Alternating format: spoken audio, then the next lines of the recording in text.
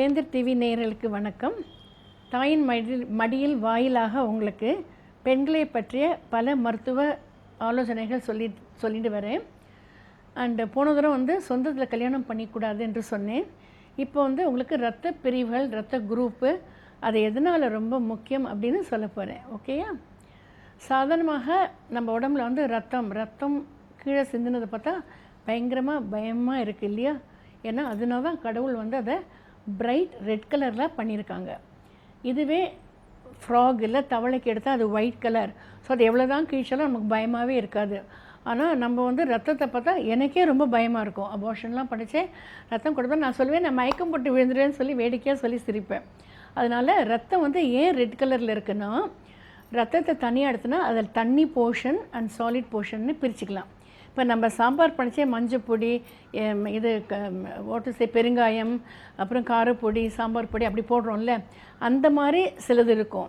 சிலது காய்கறி போடுற மாதிரி இருக்கும். ஸோ அந்த தண்ணி போர்ஷன் உங்களுக்கு 60% தண்ணி நிறையா இருக்கும். அதில் பிளாஸ்மா, என்சைம்ஸு, ப்ரோட்டீன்ஸு, சுரபிநீர் சத்துகள், ஆன்டிபாடிஸ், இந்த மாதிரி பல முக்கியமான விஷயங்கள் அதில் முதந்துருக்கு. சாலிட்னு நீங்கள் எடுத்திங்கன்னா இரத்த சிசுக்கள், இரத்த அணுக்கள், RBC, red blood cells, white blood cells, பிளேட்லெட்ஸ்னு இது வாழ்க்கைக்கு நம்ம உயிர் வாழ்வதற்கு ரொம்ப ரொம்ப முக்கியம். அந்த கெமிக்கல்ஸ் உங்களுக்கு ஹார்மோன்ஸ் எல்லாம் நம்ம ரத்தம் உடம்புல எல்லா இடத்துலையும் ஓடுறது. கம்ப்ளீட்டாக நம்ம செயல்படுறதே அந்த ரத்தத்தில் உள்ள ஹார்மோன்ஸு, ஆன்டிபாடிஸ், என்சைம்ஸு, ப்ரோட்டீன்ஸு, அது ப்ளஸ் ஆக்சிஜன், பிராணவாயு. ஸோ இது எப்படி உங்களுக்கு அந்த ரத்தம் இருதயத்துலேருந்து பாதி கெட்ட ரத்தம், பாதி நல்ல ரத்தம் ஸ்ட்ரெயிட்டாக லங்ஸுக்கு பல்மரி ஆற்று வழியாக போய் நம்ம மூச்சு எடுக்கிறோம்ல, மூச்சு எடுக்கிறச்சே நம்ம சுற்றி வர உள்ள பிராணவாயு எடுத்துக்கிறோம். அது அந்த ரெட் செல்ஸு, ஒரு சொட்டு ரத்தத்தில் ஒரு 5 மில்லியன்ஸ் ரெட் செல்ஸ் இருக்குது.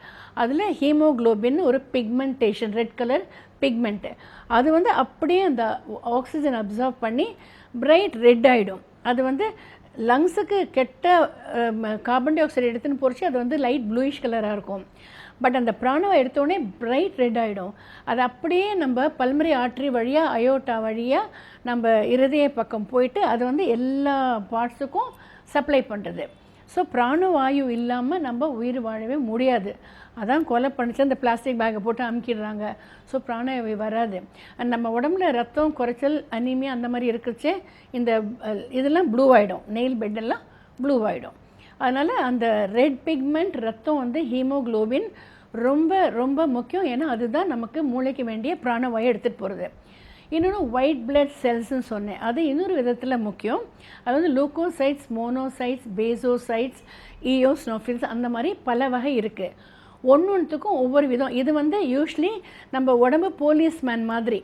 வயிற்றில் பெரிட்டோனியம் அப்டாமினல் போலீஸ்மேன் சொல்லுவோம். எங்கேயாவது இன்ஃபெக்ஷன் அப்படி செட்டிஸ் பர்ஸ்ட் ஆச்சுன்னா அந்த போர்வை மாதிரி அந்த இடத்துல போய் போற்றி வியாதி மற்ற உடம்புக்கு பரவாதபடி அதை அப்படியே ப்ரொடெக்ட் பண்ணிவிடும் நம்மளை. அதே மாதிரி நம்ம ரத்தத்தில் எந்த இடத்துல இப்போ டான்சிலைட்டிஸ், தொண்டை வலி, புண்ணு வந்தாலும் சரி, இங்கே அடிப்பட்டு இங்கே ஒரு கட்டி வந்தாலும் சரி, காலில் ஏதானு சேர்த்து புண்ணு அங்கே நெயில் பெட்டில் பட்டாலும் சரி, இந்த ரத்தத்தில் போகிற அந்த WBC ஒரு ஒயிட் பிளட் செல்ஸ் உடனே அந்த இடத்துல போய் ஆன்டிபயோட்டிக்ஸ் கொடுக்குற மாதிரி அந்த இடத்துல க்ளீன் பண்ணி கெட்ட பாக்டீரியாவை ஃபேகோசைட், அதாவது அது விழுங்கிடும். அந்த மாதிரி இந்த ரத்தத்தில் உள்ள solid portions, white blood cells and red blood cells, haemoglobins and also platelets ரொம்ப சின்னதாக இருக்கும். இது என்ன, இதோட முக்கியமான பாட்டு எங்கே நமக்கு அடிபட்டால் அந்த ரத்தம் போயிட்டே இருக்குல்ல, அது போகாமல் தடுத்து நிறுத்துறது. It will cause clotting of the blood. So platelets ரொம்ப ரொம்ப முக்கியம் உடம்புல.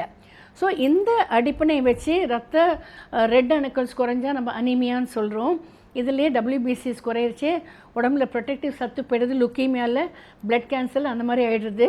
அதே சமயம் பிளேட்லெட்ஸ் குறையிறச்சே எங்கே அடிப்பட்டாலும் உங்களுக்கு ரத்தமாக போகும், குடல்லேருந்து கூட மோஷனில் ரத்தமாக போகும், உயிர் சேதமாகிறது ரொம்ப சுலபம். ஸோ நம்ம உடம்புல ஓடுற இந்த ரத்தம் பயங்கரமானது. அடிப்பட்டு கொட்டினா பார்க்கவே பயங்கரமாக இருக்கும். இது பல இம்பார்ட்டண்ட் விஷயங்களையும் நம்ம உடம்புல பண்ணுறது. இந்த ரத்தம் ரத்த சோகை வரிசை அனீமியா ஆகிடுறது. இந்த ரத்தம் உடம்புல இல்லைன்னா நம்ம உடம்பெல்லாம் பெயில் ஆகிடும், ரொம்ப கஷ்டம். இதில் வந்து நமக்கு ரத்த சோகை எதனால் வருது, ஒரு ரத்த சோகை நான் தனியாக சொல்கிறேன். இப்போ வந்து இந்த ரத்த பிரிவில் எப்படி என்ன வகை குரூப் இருக்குது, like you have blood group A group, you have B group, ரெண்டும் சேர்ந்து ஏபி குரூப்பு, ஓ குரூப்பு, இந்த மாதிரி 4 குரூப்ஸ் இருக்குது. அண்ட் ஒவ்வொருத்தர் வந்து எது ரொம்ப பெருசு, இதுதான் ரொம்ப நல்லது, இது குறைச்சல், அந்த மாதிரி உங்களுக்கு பிரிவு கிடையாது. எல்லா ரத்த குரூப்பும் ரொம்ப உடம்புக்கு முக்கியம். அண்டு ரொம்ப காமனாக நம்ம சொல்கிறது வந்து O group and A group. AB rare, பியும் கொஞ்சம் ரேரு. ஸோ இந்த மாதிரி இதை எப்படி நம்ம பிரிக்கிறது, எப்படி வகைப்படுத்துறது.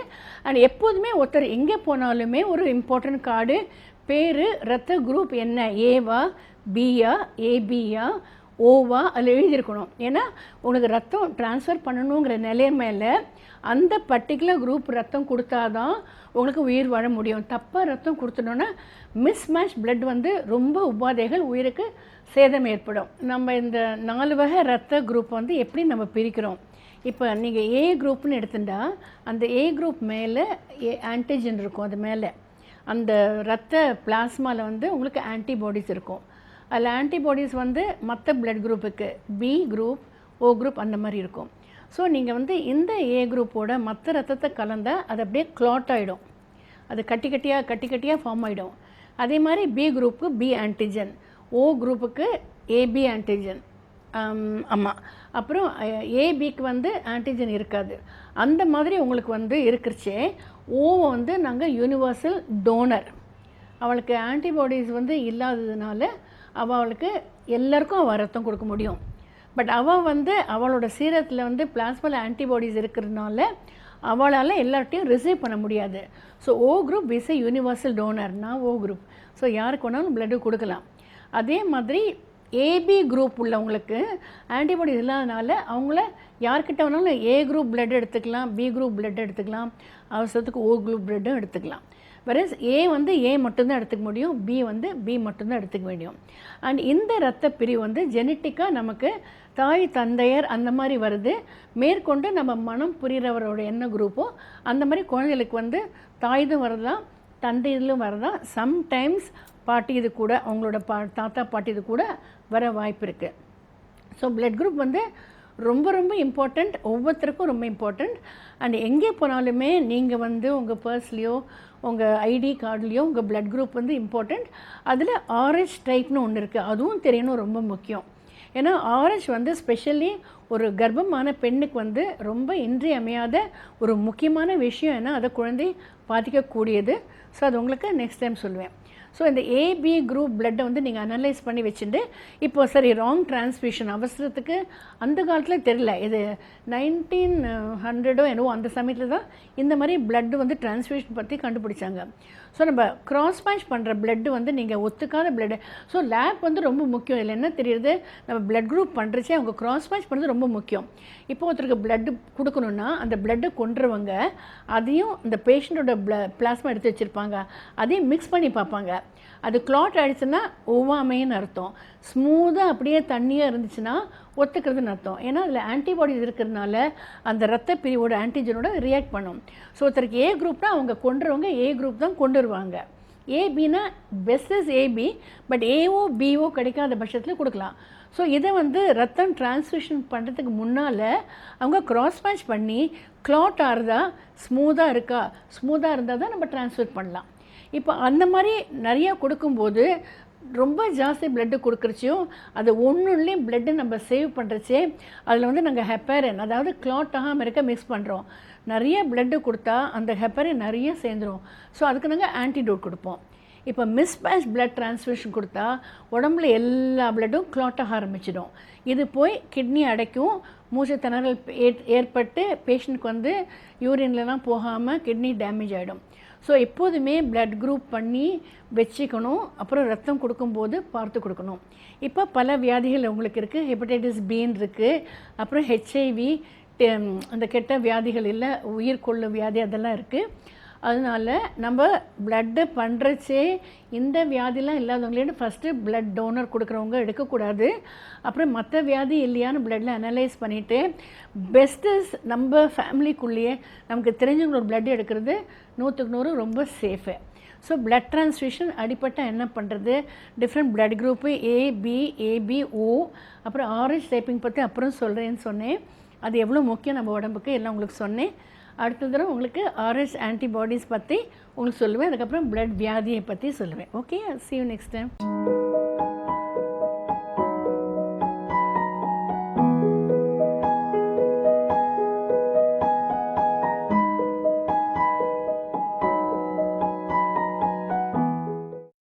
வேந்தன் டிவி நேயர்களுக்கு வணக்கம்.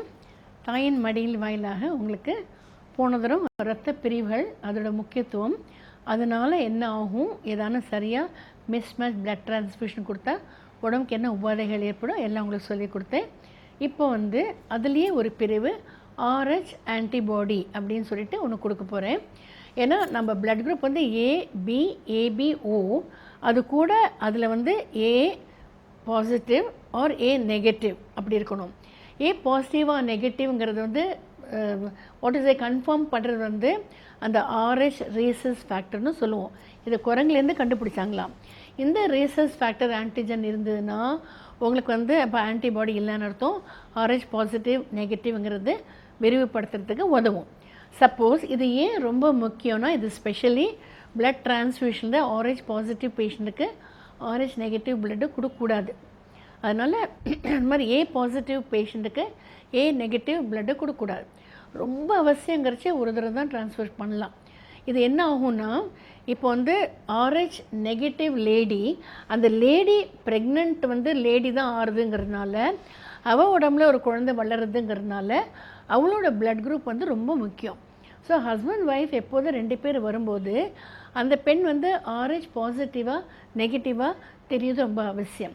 So A negative, A positive, B negative or B positive, AB negative, AB positive, O negative, O positive. So suppose ஒரு பொண்ணு ஏ பாசிட்டிவ் கல்யாணம் பண்ணிக்கிற ஆம்பளையும் ஏ பாசிட்டிவோ பி பாசிட்டிவோ ஏபி பாசிட்டிவோ ஓ பாசிட்டிவோ எது வேணாலும் இருக்கலாம். பிறக்க குழந்தை உங்களுக்கு பாசிட்டிவ் ரத்தத்தை பிரிவுடைய தான் இருக்க போகிறது. ரொம்ப ரொம்ப ரேராக தான் ஒரு நெகட்டிவ் குழந்தை பிறக்க முடியும். அதாவது ப்ரீவியஸ் ஜென்ரேஷன்லேருந்து. அதர்வைஸ் இன்வேரியபிளி அது பாசிட்டிவ் தான் இருக்கும். அதே மாதிரி சப்போஸ் அந்த லேடி உடம்புல she is B negative, husband ஏதோ ஒரு group but he is positive. So அவரோட அணுக்கள் இந்த பெண்ணோட இணைந்து ஒரு குழந்தை உருவாகும் போது, அது ஆணாக இருந்தாலும் சரி பெண்ணாக இருந்தாலும் சரி, அது Rh negative blood Rh positive பிரிவோட குழந்தை வாய்ப்புண்டு. ஆர்ஹெச் நெகட்டிவாகவும் பிறக்கலாம், ஆர்ஹெச் பாசிட்டிவாகவும் பிறந்தான். அதாவது தந்தை சைட்லேருந்து வரும்போது, ஸோ தாய் சைடு பாசிட்டிவாக பிறக்கலாம், தந்தை சைடு நெகட்டிவாக பிறக்கலாம். பாசிட்டிவாக இருந்துச்சுன்னா தாயும் பாசிட்டிவ்ங்கிறதுனால ஒரு அபாயமும் கிடையாது. பட் சப்போஸ் தாய் பாசிட்டிவ் ஹஸ்பண்ட் நெகட்டிவ், அந்த குழந்தை ஹஸ்பண்ட் நெகட்டிவாக இருக்கும் பட்சத்தில் கணவனோட பிளட்டு சம்மந்தப்பட்ட இருக்கும்போது அப்போ என்ன ஆகும்னா, அந்த பெண்ணோட ரத்தமும் குழந்தையோட ரத்தமும் ஒத்து போகாது. ஸோ ஃபஸ்ட்டு குழந்தை இன்வேரியபிளி தப்பிச்சிடும். ஏன்னா டெலிவரி ஆகும்போது தான் இந்த ரத்தம் ரெண்டும் கலக்கும். அதாவது தாயோட ரத்தமும் குழந்தையோட ரத்தமும் கலக்க வாய்ப்பு. பட் வேறு சில சம்பவங்கள் நடந்தால், அதாவது விழுந்து அந்த நஞ்சு கொடியில் அடிபட்டு அந்த சமயத்தில் கொஞ்சம் ரத்தம் கலந்தாவோ, அபார்ஷன்ஸ் பண்ணும்போது அவங்க தடுப்பூசி கொடுக்காம அவங்க க்ளீன் பண்ணுற சமயத்தில் அந்த நெகட்டிவ் பேபியோட பிளட்டு தாயோட கலக்க வாய்ப்பு இருக்குது. அந்த மாதிரி சில மெனோவர்ஸ் பண்ணும்போது இல்லை ராங் ரத்தம் ட்ரான்ஸ்ஃபர் பண்ணும்போது இந்த கலப்பு ஏற்படும் போது என்ன ஆகும், தாய் இப்போ நம்ம எனிமியோட போர் தொடுக்கிற மாதிரி அவள் உடம்புல உள்ள ஆன்டிஜன்ஸ் இந்த ஆர்ஹெச் குழந்தையோட அந்த செல்ஸ் டிஸ்ட்ராய் பண்ணும். அதாவது தன்னோட உடம்புக்கு ஒவ்வாத ஒரு குழந்தை தன் வயிற்றில் இருக்குது, அந்த சேப்பு ரத்தம் தாயோட ரத்தத்தோடு கலக்கும்போது, அந்த நஞ்சில் கலக்கும்போது அவள் உடம்புல அதுக்கு எதிர்ப்பு சக்தி உண்டாகி நஞ்சு வழியாக அந்த குழந்தைக்கு சென்று அதோட ஆர்பிசிஸ் ரெட் பிளட் செல்ஸில் தானே இதெல்லாம் இருக்குது, அதை அழிக்க ஆரம்பிக்கும் போது அந்த குழந்தைக்கு பிராணவாயு குறைஞ்சி அந்த குழந்தைக்கு ஜாண்டிஸ் ஏற்படும். ஏன்னா எல்லா செல்ஸும் உதிர ஆரம்பிச்சிடும். உதிரும்போது அதில் அந்த ஹீமோக்ளோபின் அந்த பிலிருபின்ங்கிற வாட் இஸ் சைடு எஃபெக்ட்ஸ், அதாவது கெட்ட சத்துக்கள் அதுலேருந்து உதிர ஆரம்பிக்கும். அது பண்ணுறச்சே அந்த குழந்தைக்கு ஜாண்டிஸ் ஆகும். ஜாண்டிஸ் அந்த குழந்தைக்கு ஏற்படும் போது லிவர் பாதிப்பு ஏற்படும். ஸோ அந்த குழந்தை அனீமியாவில் உப்பி ஒரு மாதிரி வந்துட்டு ரொம்ப மோசமான நிலையில் பிறக்கக்கூடிய வாய்ப்பு இது haemolytic jaundice Rh incompatibility of the பேபின்னு சொல்லுவோம். இப்போ எல்லாருக்கும் இதை பற்றி நிறைய அவேர்னஸ்ஸு, இதுக்கு தடுப்பு மருந்துகளும் உண்டு பண்ணியிருக்காங்க. ஸோ எப்போதுமே குழந்தை இல்லைன்னு ஒரு தம்பதிகள் வந்தாலோ, மனமான தம்பதிகள் யாராக இருந்தாலும் அவங்களோட இரத்த பிரிவு RH பாசிட்டிவ் நெகட்டிவ் தெரிஞ்சுக்கணும். தன்னோட கணவனோட blood group RH positive negative கண்டிப்பாக தெரிஞ்சுக்கணும். அதுக்காக நெகட்டிவ் 2 பேரும் நெகட்டிவ் 2 பேரும் பாசிட்டிவ் அதனால தப்பே கிடையாது. நெகட்டிவ் பாசிட்டிவை கல்யாணம் பண்ணாலும் தப்பு இல்லை. அவேர்னஸ் பண்ணி முன் ஜாக்கிரதையாக இதுக்கு என்ன தடுப்பு மருந்து யூஸ் பண்ணணும், இதனால் என்ன ஏற்படக்கூடும், நம்ம எப்படி நம்மளை ப்ரொடெக்ட் பண்ணிக்கணும் அப்படின்னு தெரிஞ்சால் போதும். மின் காலத்தில் இதுக்கு ப்ரொடெக்ஷன் கிடையாது. என்ன காரணம்னு தெரியல. ABO இன்கம்பேட்டபிலிட்டி கூட இருக்குது. AB உள்ளவங்க ஓ உள்ள ஒரு ஆளை கல்யாணம் பண்ணிட்டாலோ, இல்லை ஓ லேடி ABO ஆளை கல்யாணம் பண்ணாலும் ABO இன்கம்பேட்டபிலிட்டி அது ரொம்ப ரேர். இதே மாதிரி ஜாண்டிஸ் உண்டு பண்ணி ஆன்டிபாடிஸ்னால் ஏற்படக்கூடிய அபாயம். ஸோ இப்போ கல்யாணம் பண்ணியாச்சு, குழந்தை என்ன குரூப்புன்னு நமக்கு தெரியாது. ஆனால் பெண் நெகட்டிவ், ஹஸ்பண்ட் பாசிட்டிவ். ஸோ நாங்கள் இப்போது இதுக்கு பிளட்டு கலந்துருக்கா இல்லையான்னு சொல்லி RH ஆன்டிபாடிங்கிற பிளட் டெஸ்ட் பண்ணி அது நெகட்டிவாக அந்த பெண்ணுக்கு இருந்தால் அவளுக்கு நாங்கள் முதலையே தடுப்பூசி போட்டுருவோம். 350 mcg RH ஆன்டிபாடிஸ் கொடுத்துருவோம். கொடுத்தா எந்தான ஒரு அசம்பாவிதம் ஏற்பட்டு அந்த ரத்தம் கலக்க நேரிட்டால் கூட அந்த தாய் ப்ரொடெக்டட், அந்த குழந்தை ப்ரொடெக்டட், அந்த ஆன்டிபாடிஸ் உடம்புல உண்டாகாது, அந்த குழந்தைய காக்க தான் தோணும். அதே மாதிரி இந்த பெண் நம்ம நெகட்டிவாக பாசிட்டிவாக குழந்தை தெரியாமல் தான் நாங்கள் தடுப்பூசி கொடுக்குறோம். ஸோ குழந்தை பிறந்த உடனே முதல்ல அந்த குழந்தையோட பிளட் குரூப்பு RH டைப்பிங் தெரிஞ்சுக்கணும். Suppose the child is RH நெகட்டிவ்னா தாய் சம்மந்தப்பட்டது, அதனால் அந்த குழந்தைக்கு எந்த ஆபத்தும் வந்திருக்கக்கூடிய அபாயம் இல்லை. நம்ம கொடுத்த ஊசி பிரயோஜனம் இல்லை, அதனால் நமக்கு ஒன்றும் தப்பு இல்லை. நாங்கள் திருப்பி RH ஆன்டிபாடி ஊசி போட மாட்டோம். பட் சப்போஸ் அந்த சைல்டு பாசிட்டிவ் வந்திருந்தால் நம்ம டெஃபினெட்லி போட்ட ஊசி அது ஆபத்துலேருந்து காப்பாற்றிருக்கோம். அண்ட் டெலிவரி ஆன 72 மணி நேரத்துக்குள்ளே அந்த பெண்ணுக்கு தடுப்பு மருந்து நிச்சயமாக போய் தான் ஆகணும். 350 mcg கொஞ்சம் விலை ஜாஸ்தி. RH ஆன்டிபாடி ஊசி போட்டால் அந்த டெலிவரி ஆகும் சமயத்தில் அந்த குழந்தையோட ரத்த செல்ஸ் நஞ்சு வழியாக அந்த தாயின் உடம்புல பாயும். அந்த சமயத்தில் அப்படி போகும்போது அந்த தாய் எதிர்ப்பு சக்தி உண்டாகாமல் அவள் உடம்புல இம்யூனோலாஜிக்கல் சிஸ்டத்தை அமுக்கிறதுக்கு we give RH antibody. So அது கம்பேட் பண்ணி அந்த தாய்க்கு அந்த எதிர்ப்பு சக்தி உண்டாக்காமல் ப்ரொடெக்ட் பண்ணும்போது அந்த குழந்தை தப்பிச்சிடும் அண்ட் ரொம்ப நல்லதாகிடும். அண்ட் அடுத்த குழந்தை ஃபஸ்ட்டு குழந்தை மாதிரி பிறக்க வாய்ப்பு இருக்குது.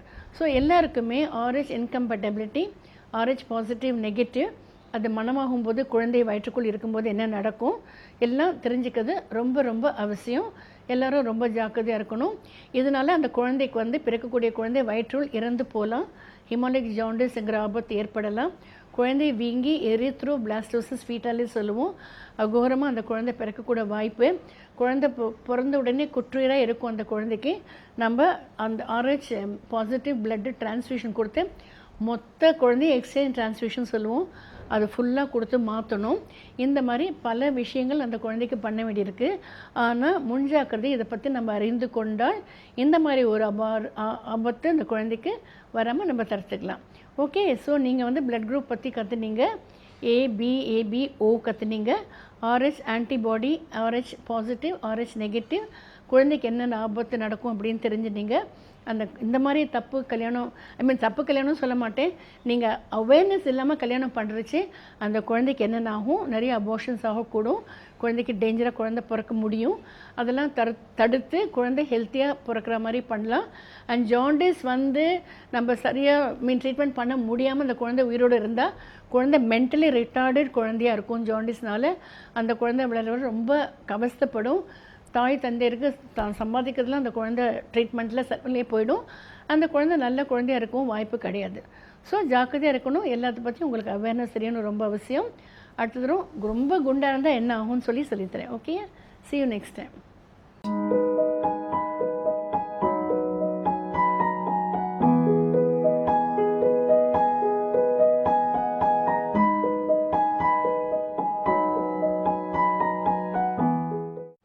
வேந்தர் டிவி நேயர்களுக்கு வணக்கம். தாயின் மடியில் வாயிலாக உங்களுக்கு பெண்களுக்கு முக்கியமான மருத்துவ விஷயங்களை உங்களோட பேசிகிட்ருக்கேன். போன வாரம் வந்து RH நெகட்டிவ் அதோட பக்க விளைவுகள், ஒரு RH பாசிட்டிவ் பெண் RH நெகட்டிவ் கணவனை அடைந்தால் என்ன அந்த குழந்தைக்கு வர வாய்ப்பு இருக்கிறத பற்றி உங்களுக்கு விரிவாக சொல்லியிருந்தேன். எப்படி உங்களை பாதுகாத்துக்கணும் அப்படி பற்றியும் பேசியிருந்தேன். இப்போ என்ன சொல்ல போகிறேன், உங்களுக்கு வந்து ஒபீசிட்டி, அதாவது வெயிட் ஜாஸ்தி இருந்தால் ஒரு பெண்ணுக்கு எவ்வளோ உபாதை. இப்போ நிறைய பேர் ரொம்ப குண்டாங்க இருக்காங்க. எதனால் அந்த மாதிரினா, இப்போ வந்து அந்த காலத்தில் நம்ம நடந்து போவோம், மாட்டு வண்டியில் போவோம். அப்புறம் தண்ணி எடுக்கணுன்னா ஏரிக்கு போகணும். எல்லார் வீட்லேயும் கிணறு இருக்காது, குளம் இருக்கிற இடத்துக்கு தான் போகணும். ஸோ அவங்க வாக் பண்ணி போகணும். அதே மாதிரி வீட்டு வேலையெல்லாம் அவங்களே பண்ணணும். வாஷிங் மிஷின் கிடையாது, உங்களுக்கு வந்து இந்த கேஸ் ஸ்டவ் அது இது கிடையாது, கும்பிட்டு அந்த மாதிரி கஷ்டப்பட்டு சமைக்கணும். ஸோ நிறைய உட்காந்து எழுந்துக்கிற வேலை, தரையில் உட்காந்து எழுந்துக்கிறதே நிறையா இருக்கும். டைனிங் டேபிள், சேரு, மேடை, குக்கிங் அதெல்லாம் கிடையாது, குக்கிங் ரேஞ்செலாம் கிடையாது. அந்த மாதிரி பல நவீன விஷயங்கள் நமக்கு பல விதத்தில் ரொம்ப ஒத்தாசையாக இருந்தால் கூட நமக்கு பல கெட்ட விஷயங்கள் அதனால் ஏற்படுறது. அது என்னென்னா, நம்ம எப்போதும் சாப்பிட்ற மாதிரி தான் சாப்பிட்டுட்ருக்கோம். அதுக்காக நம்ம எதையும் குறைக்கலை. நமக்கு வேலை குறைச்சல், வேர்த்து கொட்டாது, கேலரி ஸ்பெண்ட் பண்ணலங்கிறதுக்காக நம்ம வந்து சாப்பாடை மட்டும் குறைக்கலை. அதே மாதிரி தான் சாப்பிட்டுட்ருக்கோம். அந்த காலத்தில் நெய்யெல்லாம் நிறைய போட்டுன்னு சாப்பிடுவாங்க. இப்போ நெய் வந்து எல்லோரும் பயந்துன்னு அதை ஏற்றுக்கிறதே கிடையாது. ஆனால் அவங்க சாப்பிட்ற சாப்பாடு கரெக்டான சாப்பாடு சாப்பிட்றது இல்லை, ஹெல்த்தி ஃபுட்டு சாப்பிட்றது இல்லை, and healthy habits of eating கூட அவங்க சரியாக பண்ணுறதில்லைங்கிறத ஒவ்வொருத்தரும் புரிஞ்சுக்கணும். There something called average weight. ஒவ்வொருத்தருக்கும் ஹைட்டுக்கு ஏற்ற மாதிரி, வயதுக்கு ஏற்ற மாதிரி ஒரு குறிப்பிட்ட வெயிட் தான் இருக்கலாம். பாடி மாஸ் இண்டெக்ஸ்னு இப்போ கண்டுபிடிச்சிருக்காங்க. பல பேருக்கு தெரியுமோ தெரியாதோ, சாதாரண எல்லா ஹாஸ்பிட்டல்லையும் உள்ளே நுழைஞ்சவுடனே ஹைட்டு ரெக்கார்ட் பண்ணி, வெயிட்டை ரெக்கார்ட் பண்ணி, அவங்களோட வெயிட் வந்து அவங்களோட ஏஜுக்கு, அவங்களோட ஹைட்டுக்கு தரம் கரெக்டாக இருக்கிறதா என்பதை தெரிஞ்சுப்பாங்க. ஸோ இதை வந்து நாங்கள் பண்ணுறோம். மோர் தென் 50 to 60% ஒபீஸ் சைடு வராங்க. அதுலேயும் ஒரு 20-30% மார்பிட் ஒபீசிட்டி, அதாவது உடம்புக்கே அபாயமான நிலை. இப்போது அந்த காலத்தில் தான் அந்த 25-30-35 வயசில் திடீர்னு ஹார்ட் அட்டாக்கில் இறந்து போனாங்கங்கிறது கேட்குறது ரொம்ப அபூர்வம். எல்லாம் 80-90 வயசு மட்டும் இருந்தாங்க.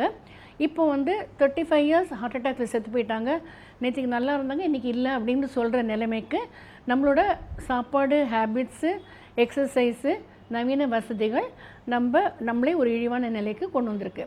ஸோ நீங்கள் வந்து அதை புரிஞ்சுட்டு எப்படி இதை ஓவர் கம் பண்ணுறது, எப்படி உங்களோட ஆயிலை கூட்டிக்கிறது, எப்போ நம்ம குழந்தைகளை வந்து வயசான காலத்தில் பார்த்து அவங்களோட பேரம் பேத்தியை பார்க்கணுன்னு நமக்கு ஆசையாக இருக்கும் இல்லையா. அதனால் எப்போதும் உங்களோட வயதுக்கு உங்கள் வெயிட்டை வந்து எப்படி அட்ஜஸ்ட் பண்ணிக்கலாம். ஏன் நம்ம இப்போ எப்படி இருக்குன்னா, இப்போ நிறைய ஃபாஸ்ட் ஃபுட் வந்துருச்சு. பீட்சா கார்னர், KFC, சிக்கன் அது இது எல்லாம் வந்திருக்கிறதுனால எல்லோரும் வேலைக்கு போகிறோம், நமக்கு டைம் இல்லை குக் பண்ணுறதுக்குன்னு சொல்லி அவசரத்தில் அந்த ஃபாஸ்ட் ஃபுட்டில் போய் சாப்பிட்றாங்க. அப்புறம் டிவி பார்க்குறச்சு ஏதான சிப்ஸு ஏதான குறிச்சுட்டே இருக்கிறது. அப்புறம் டிவி சேனல் சேஞ்ச் பண்ணுறதுக்கு உங்களுக்கு ரிமோட் கண்ட்ரோல் கையிலேயே இருக்குது. அப்புறம் மாடியில் ஏறி போகிறதுக்கு லிஃப்ட் இருக்குது. பக்கத்தில் இருக்கிற இடத்துக்கு போகிறதுக்கும் காரில் போகிறோம், சைக்கிளில் போகிறோம், ஸ்கூட்டரில் போகிறோம். நடக்கிறது ரொம்ப குறைஞ்சிருச்சு. பிகாஸ் நமக்கு ஒர்க்கு ஜாஸ்தியாக இருக்குது, ஸ்ட்ரெஸ் ஜாஸ்தியாக இருக்குது, and so much of competition இருக்குது. அதில் உங்களுக்கு எப்படி உங்களை கண்ட்ரோல் பண்ணிக்கலாம். சாப்பாடை வந்து எப்போதும் அளவோடு ஒருத்தர் சாப்பிடணும். அதுக்கு முன்னெல்லாம் உங்கள் பாடி மாஸ் இண்டெக்ஸ்னு என்னன்னு சொல்கிறேன்.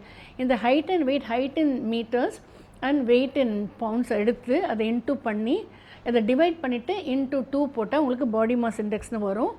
அது வந்து சாதாரண ஒரு பெண்ணுக்கும் ஆண்களுக்கும் 18 to 23 இஸ் ஆவரேஜ் ஒபேசிட்டி, அதாவது இட்ஸ் ஹெல்த்தின்னு அர்த்தம். எப்போ நீங்கள் 24 to 29 நியர் 30, 29.9 வச்சுக்கலாம், நியர் 30க்கு போகிறீங்களோ ஒபீஸ்னு, அதாவது நார்மலோட கொஞ்சம் வெயிட் ஜாஸ்தி. அண்ட் மார்பிட் ஒபீசிட்டினா 30க்கு மேலே அது ரொம்ப ஒபீஸு. ஸோ ரொம்ப ஜாக்கிரதையாக இருக்கணும். அதுக்கும் மோர் தென் 40னா உங்களை காப்பாற்றவே முடியாது, அந்த மாதிரி நிலைக்கு கொண்டு வந்துடும். ஸோ நீங்கள் பாடி மாஸ் இண்டெக்ஸ் அந்த சார்ட்டை வாங்கி வச்சுட்டு ஒவ்வொருத்தரும் உங்கள் வீட்டில் வந்து போட்டு வச்சுக்கோங்க டைனிங் ரூமில். அப்போ வந்து எல்லாருமே ஒரு வெயிட் மிஷின், ஹைட்டு ஒரிஜினல் அதே தான் இருக்கும், அதுக்கு மேலே வளர மாட்டோம். ஸோ உங்களோட வெயிட் எடுத்து வச்சுட்டிங்கன்னா அதுக்கேற்ற மாதிரி உங்களோட சாப்பாடை எதுவே வச்சுக்கலாம். ஸோ சாப்பிட்றதுனா நீங்கள் ஆல் கலர்ஃபுல் வெஜிடபிள்ஸ், ரைஸை நல்லா குறைச்சிக்கணும்.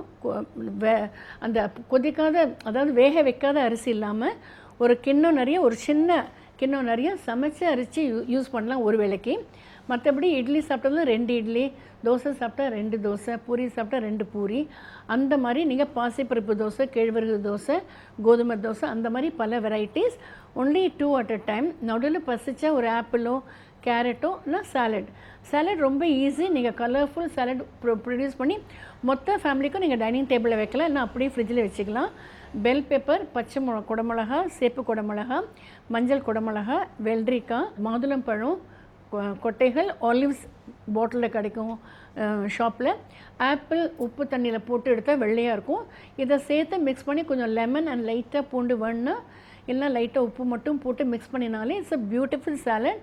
ஹோல் டே நீங்கள் ஃப்ரிட்ஜில் வச்சு பாதி காலம்பரை பாதி நாள் வச்சுட்டு உள்ளே வச்சுட்டா எப்போல்லாம் பசிக்கிறச்சோ ஒரு டப்பாவில் உங்கள் ஆஃபீஸ்க்கு எடுத்துகிட்டு போகலாம். எப்போல்லாம் பசிக்கிறதோ அதை குறைச்சுட்டே இருக்கலாம். அப்புறம் லிஃப்ட் உங்கள் ஆஃபீஸில் இருந்தால் கூட you try to go by the staircase. நீங்கள் staircase is a maximum swimming and climbing the staircase வந்து மேக்ஸிமம் கேலரி எக்ஸ்பெண்டிச்சர். ஸோ நீங்கள் அது வழியாக போனீங்கன்னா பல விஷயத்தில் உங்களோட கேலரி குறையும். ஏன்னா வீட்டுக்கு நைட்டு வந்தவுடனே யூ ஆர் வெரி டயர்டு. எவ்வளோ குயிக்காக தோசை மாவு கடையிலேருந்து வாங்கிட்டு வந்து அப்படியே விட்டுட்டு வரும் ஒரு சட்னி மட்டும் பண்ணி சாப்பிட்டுட்டு எல்லோரும் படுத்துக்கிறாங்க. சில்ட்ரனுக்கும் பல வகை டிஷ்ஷஸ் இருக்குது, இந்த காலத்தில் தெரியறதில்ல.